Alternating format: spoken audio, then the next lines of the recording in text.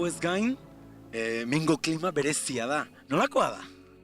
Hemengo klima jotzen du gehien bat mediterranear aldera. Hor daukagun mendikate horri eskerrak, Kantabriar mendikateari eskerrak. Euriak gelditzen die Gipuzkoa, Bizkaia inguruan, guk lehorrean gelditzen gea, eta eguzki gehiago itzen dugu. Eta honek ze abantaila izan ditzazke osasunarentzat? Osasunentzako erabiltze dute gehien bat, asmatiko, bronkio eta grasoa dituzten jendiantzako.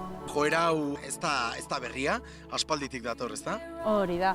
Hemen baiara guztian klimatologia berdintsua dau, eta Laguardian bertan baditugu bi edifizio, garai bateko udalekoak izan zienak, umetxoi laguntzeko, Lezako erietxea baita, sortu zen bere garaian tuberkulosia zeukan jendeantzako. Azken batean biriketako arazoak diela baita. Kaixo, egunon. Kaixo, egunon. Hementzago naiz? Bai, burua areaka dezula, mesedez. Kasu honetan iten dugu tratamentua, oliba olioakin, arronitz motako olioakin, zalantzako oso nutritiboa dako.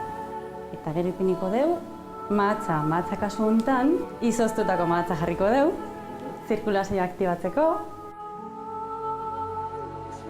Kaixo.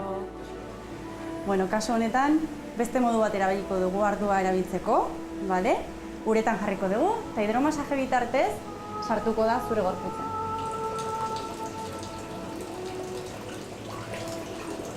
Tratamentu osatzeko, kopatxo guzti izu diskutatu jarraitzeko. Ikusten duzue, maraja bat bezala sentitzeko ez dela horren urruti joan behar, eta ni baino beto dagoena